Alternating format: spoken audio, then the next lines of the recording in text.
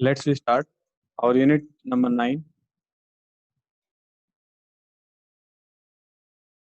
coordination compounds. Coordination compounds. Okay, and today our topic is IUPAC. IUPAC of coordination compounds. IUPAC of coordination compounds. जो coordination compounds हैं उसकी IUPAC क्या होगी? इसके अंदर हम दो सब टॉपिक स्टडी करेंगे. फर्स्ट क्या पढ़ेंगे? नेमिंग ऑफ या नेम ऑफ कोऑर्डिनेशन कंपाउंड्स. पहले हम कोऑर्डिनेशन कंपाउंड का नाम लिखना सीखेंगे एंड सेकेंड पार्ट में हम सीखेंगे formula of compound from given name. जो नाम दे रखा है उस नाम से कंपाउंड का हम क्या लिखेंगे? फॉर्मूला लिखेंगे. तो लेट्स देयर आर 2 पॉइंट्स. ये हमारे पास 2 पॉइंट होंगे आईपीएसी कोऑर्डिनेशन कंपाउंड्स में जिसके बारे में हम स्टडी करेंगे. Let's we take the example. First लिखते हैं. फर्स्ट हम लेके चलते हैं राइट IUPAC ऑफ कंपाउंड्स. ये कंपाउंड्स की हम IUPAC किस तरह से लिखेंगे?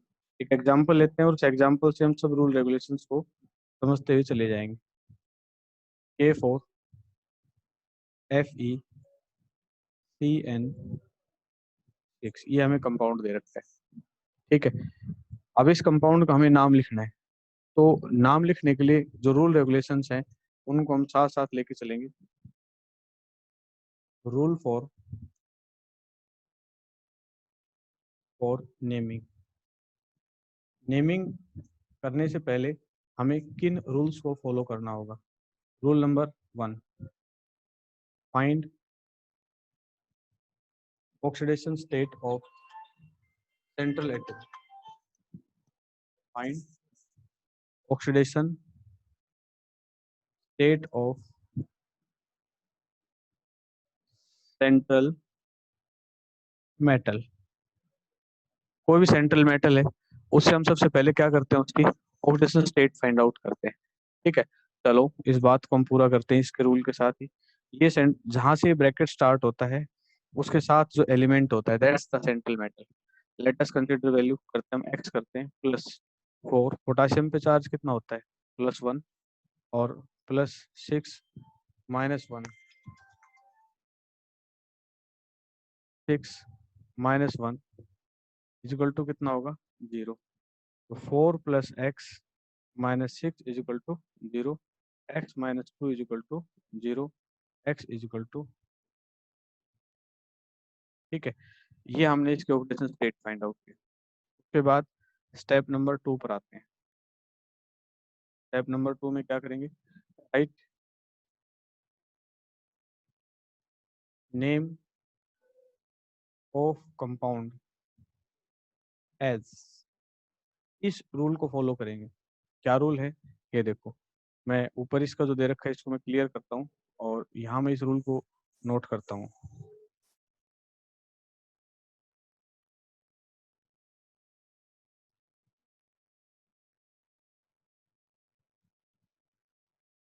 सबसे ये रूल क्या कहता है? सबसे पहले किसी कंपाउंड का क्या लिखा जाता है? Counter ion. बेसिक टर्म्स में इस बातों को हम पढ़ चुके हैं. काउंटर आयन लिखा जाता है. काउंटर आयन के बाद लिखा जाता है लिगेंड. लिगेंड के बाद लिखा जाता है प्लस का साइन लगा देते हैं प्लस सेंट्रल मेटल. और उसके बाद लिखा जाता है ऑक्सीडेशन स्टेट. एक बात जो हमें ध्यान रखनी है इसके अंदर जो सबसे इम्पोर्टेंट है, सबसे इम्पोर्टेंट बात यह है कि इनके बीच में कोई गैप नहीं होना चाहिए. No gap. और इसके बीच में गैप होना चाहिए. क्लियर? तो इस रूल को हम फॉलो करेंगे. तो हमने यहाँ पोटेशियम दे रखा है हमने उठाया इसको और सबसे पहले हमने लिखा पोटाशियम। देखो काउंटर आयन हमने पहले लिख दिया जो दे रखा था। उसके बाद सेंट्रल मेटल, लिगेंड कितने इसके 6 हैं, तो हमने क्या लिखा, देखो गैप रखेंगे बीच में, तो लिखेंगे हम हेक्सा, साइनो, और आयरन को क्या लिखेंगे हम, फेरेट। और ऑक्सीडेशन स्टेट कितनी आई, 3। यहाँ तक किसी बच्चे, यहाँ तक अगर सभी को समझ में आ गई है तो बताएं भी, तो डाउट हो टेक्निकली हैंड रेज करें, यहाँ तक समझ में आ गया है तो ठीक है। अब इससे आगे हम बढ़ते हैं, बेटा ये माइक्रोफोन ऑफ करें भी।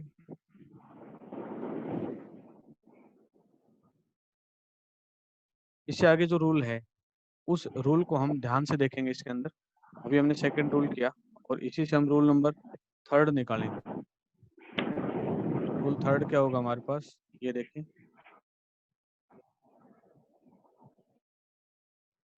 इसी के अंदर रूल 3 निकालेंगे हम। 3rd रूल क्या होगा हमारे पास, ये देखो। 3rd रूल में खास बात हमें मिलेगी क्या, एक तो जो पोटाशियम है हमारे पास कंपाउंड ये था, आपको ध्यान हो अच्छी तरह से। कंपाउंड क्या था हमारे पास, K4FeCN6। पोटाशियम लिखा हमने, लेकिन पोटाशियम के साथ इस 4 को कहीं मेंशन नहीं किया हमने। तो एक रूल जो हमें मिलेगा वो ये मिलेगा, with counter ion number not consider.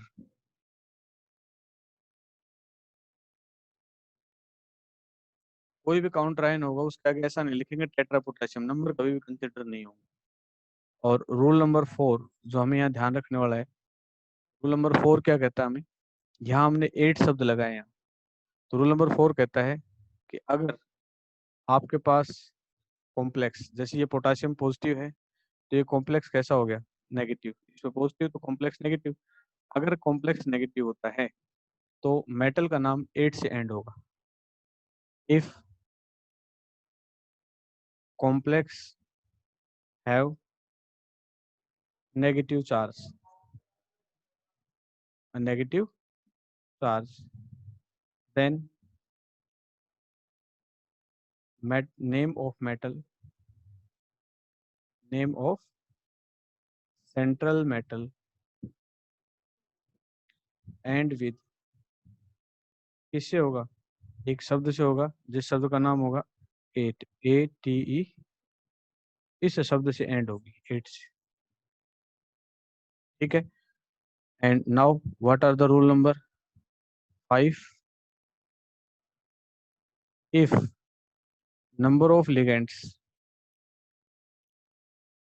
Are more than one, more than one, then follow. कौन सा रूल फॉलो करना होगी, अल्फाबेटिक रूल।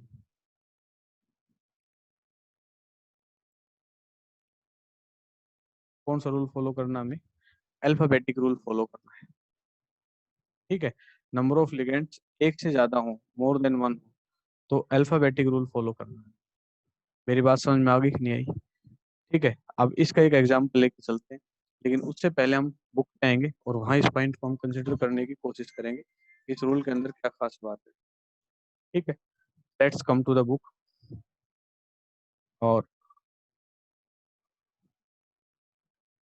हम बुक के ऊपर आते हैं और स्क्रीन शेयरिंग करते हैं, तो वहां से हमें समझ में आएगा कि बुक के अंदर हमारे पास रूल कहाँ दे रखे हैं। अगर आपको बुक दिखाई दे रही बेटा तो हैंड रेज करें टेक्निकली। यहाँ जी हमें बुक दिखाई दे रही है, ओके क्लियर है। आ, हम चलते हैं बुक के अंदर और हमारे पास टॉपिक है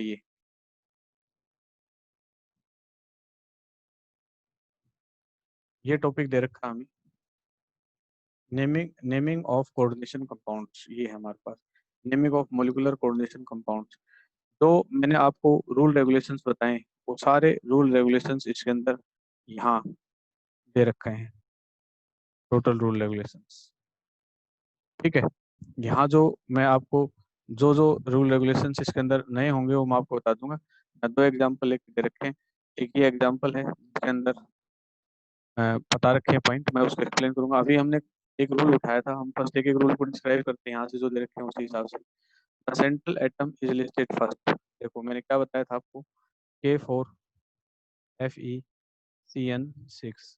जब आप नाम लिखते हो तो पहले काउंटर आयन लिखते हो, ठीक है, और उसके उससे पहले नाम लिखने से पहले आप क्या करते हो, ऑक्सीडेशन स्टेट फाइंड आउट करते हो, तो सेंट्रल मेटल को सबसे पहले लिस्टेड किया जाएगा। ठीक है, एक मिनट रुकियो। आवाज नहीं आ रही सर। अटक अटक क्या रही है सर? आप बताएं बेटा, आवाज साफ आ रही है? हेलो, अगर मेरी आवाज सुन पा रहे हैं बेटा तो टेक्निकली हैंड रेज करें। ओके ओके, हाँ ठीक है, अब साफ आ रही होगी, ठीक है। नेमिंग ऑफ कोऑर्डिनेशन कंपाउंड्स, इसके ऊपर आते हैं हम। इसमें फर्स्ट है the cation is name first in both positive and negative charged entities, the ligands are name in alphabetic order. में अभी ये थोड़ी देर पहले बता रहा था आपको। नेम ऑफ द अनाइन, इसके बारे में एक रूल रेगुलेशंस और हैं, मैं थोड़ा एक एक करके एक्सप्लेन करते हुए चलता हूँ। बोर्ड के ऊपर आ जाते हैं हम, एक एग्जांपल उठाते हैं यहाँ से भी, जिसमें मोर देन वन अल्फाबेट हो। ये एग्जांपल लेते हैं हम, क्रोमियम NH3 की थ्राइस, H2 की थ्राइस, Cl3। ओके, मजाक नहीं आ रही। रुक रुक क्या बेटा एक मिनट, मैं इसको यहाँ से फ्रीक्वेंसी सेट करता हूँ।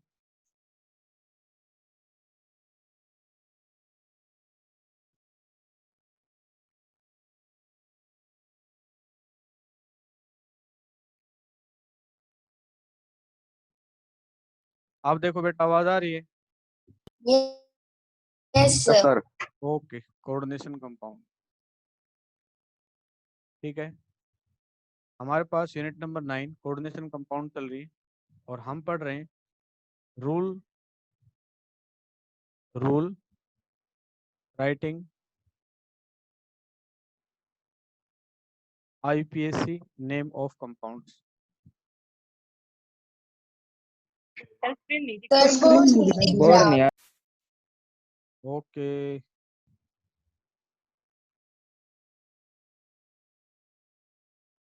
आप बोर्ड दिखाई दे रहा होगा आप सभी को। Yes sir.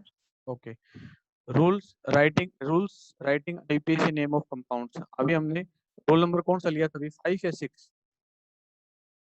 रोल नंबर कौन सा था बेटा? 5 5। 5 हमने क्या कहा था रोल नंबर 5 में, if number of ligands are more than 1, then name of ligands write as per alphabetic rule। Alphabetic rules के अकॉर्डिंग हमें लिखना होगा। Let's we take the example, हम एग्जांपल लेके चलते हैं, और हमारे पास ये एग्जांपल है क्रोमियम H2 की थ्राइस, Cl3 और Cl3। ठीक है, हम इस एग्जांपल को लेके चलते हैं, और इसके अंदर हम देखते हैं H2 की थ्राइस और Cl3। हमारे पास NH3 की थ्राइस, H2 की थ्राइस, Cl3, NH3 की थ्राइस, यहाँ Cl3 डबल आ गया अभी, NH3 लेंगे हम, NH3 की थ्राइस Cl3। ओके, तो लेट्स वी स्टार्ट। ये हमारे पास है। अब इसका IUPAC नेम लिखने से पहले हमें वही सारे रूल रेगुलेशंस फॉलो करने होंगे। First we find out the oxidation state of this elements. तो now what is the oxidation state of this elements, क्या होगी इसकी, x 3 × 0, 3 × 0, और इजुकल टू कितनी होगी, -3 = 0, x = कितनी होगी, +3। मैं बता देता हूँ, वाटर पे 0 चार्ज होता है, NH3 पे 0, इस पे -1 चार्ज होता है, 3 होगी। अब इसका नाम कैसे लिखेंगे, हमारे पास दो लिगेंड्स हैं, एक एक्वा है जो A से शुरू होता है, एक अमोनिया है जो A से शुरू होता है। ए के बाद क्या हुआ आता है, ए के बाद क्या आता है, एम। तो मुझे बताएं अल्फाबेटिकली कौन पहले लिखा जाएगा, एक्वा पहले लिखा अमाइन। जाएगा, अमाइन पहले लिखा जाएगा, शाबाश। क्योंकि एम पहले आता है क्यू से। अगर फर्स्ट लेटर कंपेयर हो जाता है then follow the second letter. Now tri amine, tri amine, tri aqua, chromium, chromium third और क्लोराइड। आप नोट करें बेटा, मैंने ये जो अल्फाबेटिकली पहले था उसको मैंने अल्फाबेटिकली फर्स्ट लिखा है। अल्फाबेटिकली जो फर्स्ट था कि ट्राई अमाइन, इसको मैंने पहले लिखा, there is no gap, tri aqua. और फिर मैंने लिखा क्रोमियम, क्रोमेट नहीं लिखा। क्यों? क्योंकि इसके ऊपर नेगेटिव चार्ज और कॉम्प्लेक्स कैसा चार्ज है, पॉजिटिव। तो मेटल का नाम 8 से तभी एंड होगा जब कॉम्प्लेक्स हमारे पास कैसा होगा, नेगेटिव, थर्ड ऑक्सीडेशन स्टेट ली, और क्लोराइड लिखा है मैंने इसको। एक बात और ध्यान रखना है, इसके मैंने 3 नहीं लगाए, ट्राई क्लोराइड शब्द इस तरह से नहीं इस्तेमाल किया मैंने। क्या ये रूल सभी को क्लियर हो गया? ये रूल क्लियर है? तो यस सर। हाँ, yes, raise your hands. Okay, let's we start with the another rule regulations. हम नेक्स्ट रूल के ऊपर आते हैं।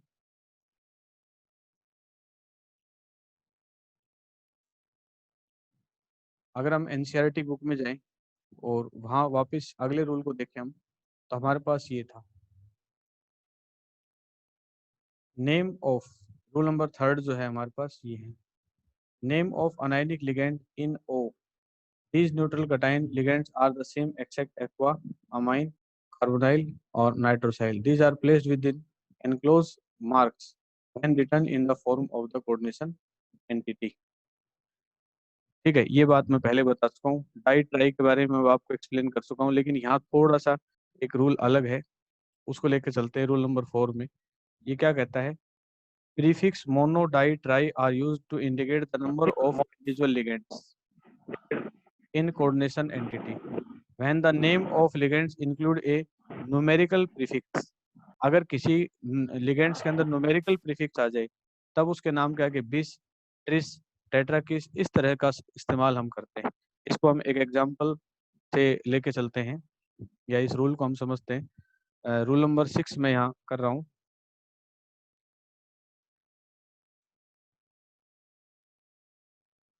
बोर्ड दिखाई दे रहा होगा बेटा, तो हैंड रेज करें बोर्ड अगर आपको नजर आ रहा है। तो हम रूल नंबर 6 में आते हैं।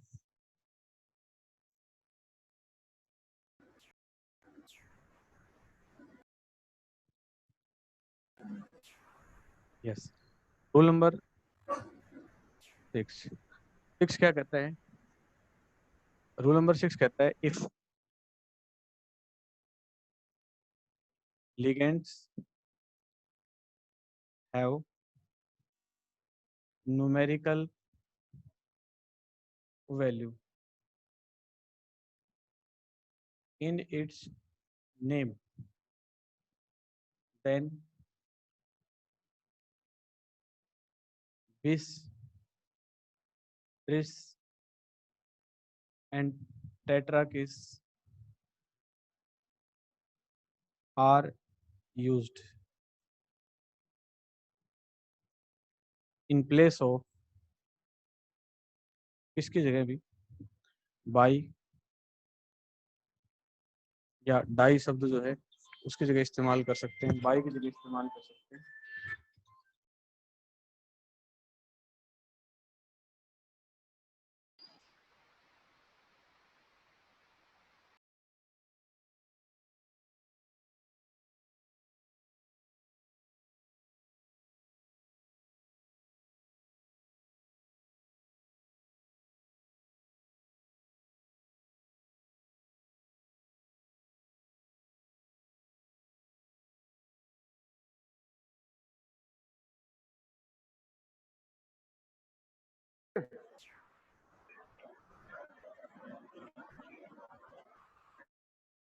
सब पुरानिया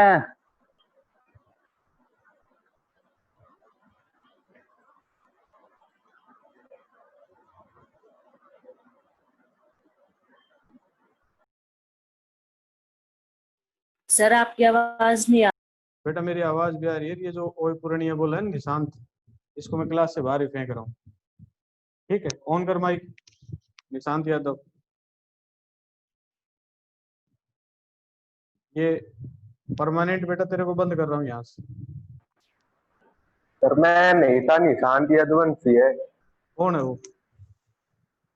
कौन है निशांत यदुवंशी? तो बेवकूफ समझता है कि मेरे पास रिकॉर्डिंग नहीं आती है सारी।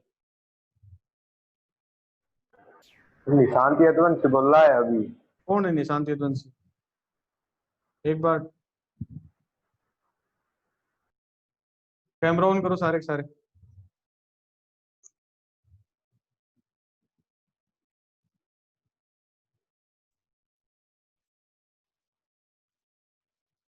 Yes. If ligands have numerical value in its name, then bis, tris, tetra, quis are used in place of bi, tri, tetra, etc. Example. Let's we take the example. हम कोई भी केस उठाते हैं और उसका एग्जाम्पल हम इसके अंदर लेके चलते हैं। हमारे पास एग्जाम्पल है COCl2 En की ट्वाइस पॉजिटिव, COCl2 En की ट्वाइस पॉजिटिव। ठीक है, और अब हमने इसका ऑक्सीजन स्टेट फाइंड आउट की। x 2 into -1 plus 2 into 0 is equal to +1। x is equal to -2 plus 0 is equal to +1। x is equal to +3। ठीक है, ये हमारे पास +3 रहा इसके ऑक्सीडेशन स्टेट। तो अब एक बात हमने कहा कि इसको हम ऐसे तो लिख सकते थे कि नाम लिखते वक्त हम क्या लिख देते इसको कोबाल्ट। ये हमारे पास हो जाता बाई, हम इसको ऐसे लिख देते बाई। En की फुल फॉर्म होती है इथेन 1,2 डाया अमीन। और फिर उसके बाद भी ये हमारे पास था डाई, फिर इसको लिख देते डाई क्लोरिडो, और फिर मेटल का नाम लिख देते। हमारे पास है कि बाई क्यों नहीं लगा सकते हम, बाई की जगह बिस क्यों लगाएं? क्यों? क्योंकि जो नाम लिख रहे हैं उसके अंदर न्यूमेरिकल वैल्यू है। अगर किसी भी कंपाउंड के नाम के अंदर न्यूमेरिकल वैल्यू है, आवाज नहीं आ रही सर। आप देखो बेटा आवाज आ रही है? Yes, sir. Okay. Yes, sir. अगर किसी के एक मिनट नाम के अंदर न्यूमेरिकल वैल्यू है तो 101% तक उसके आगे बाई, बाई की जगह बिस या ट्रिस इस तरह के शब्द लगेंगे। क्लियर है? तो इसका एग्जैक्ट नेम क्या होगा?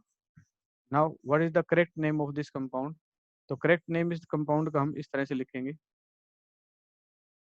Correct name of this compound is, क्या होगा? ये होगा, देखो ये क्लोरो है, सी से स्टार्ट होगा, ये ई से स्टार्ट होगा। तो मुझे बताओ ई पहले आता है सी से पहले या सी पहले आता है? सी पहले आता है। C. हाँ, तो इसको लिखेंगे हम डाई क्लोरिडो, क्लोरिडो। Florido. हाँ, क्लोराइड शब्द नहीं लिखेंगे अल्फाबेटिकली, डाई Florido. क्लोरिडो। उसके बाद लिखेंगे bis 3. Bis. Ethane 1, 2 diamine. 1,2 di amine. तो ये हो जाएगा कोबाल्ट। थर्ड, और ये हमारे पास क्या आ जाएगा? आयन। देखो इसके ऊपर प्लस लगा हुआ है तो इसको हम क्या लिखेंगे? आयन लिखेंगे। तो एक बात हमने ध्यान दी, हमें इस रूल को इस वजह से पढ़ा है, इसके अंदर हम क्या लिख सकते हैं? दिस वर्ड लिख सकते हैं। अगर ये क्लियर हो गया ऑफलाइन तो raise your hands. Let's we start with the next rule regulations. Okay, clear है आप सभी को? तो हम नेक्स्ट रूल पर चलते हैं। और नेक्स्ट रूल हमें क्या करता है ये देखें। मैं एक बार स्क्रीन शेयरिंग करके बुक्स के ऊपर आता हूँ वापस। नेक्स्ट रूल हमें कहता है ये oxidation state of metal in cation anion neutral entities indicated by the Roman numerical value। ये बात बता चुका हूँ पहले कि जो ऑक्सीडेशन स्टेट है वो न्यूमेरिकल वैल्यू में लिखी जाएगी और कैरियंथ मतलब ब्रैकेट्स के बीच में रखी जाएगी। ठीक है, if the complex is cation the metal is named as element. If the complex cation is called cobalt and platinum is called platinum. हम शब्द लगाएंगे। ये मैं बात बता चुका हूँ कि अगर नेगेटिव है तो 8 से एंड करेंगे हम। ये पॉइंट मैं पहले क्लियर कर चुका हूँ। ठीक है, उसके बाद नेक्स्ट रूल आता है हमारे पास। एक रूल और है जिसको हमें थोड़ा सा समझना होगा।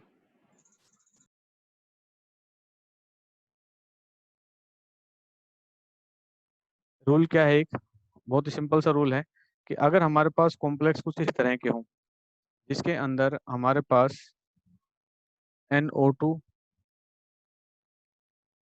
एम्बिडेंट लिगेंड्स टाइप के मिले, तो उससे रिलेटेड हम कर सकते हैं इसके अंदर। आ,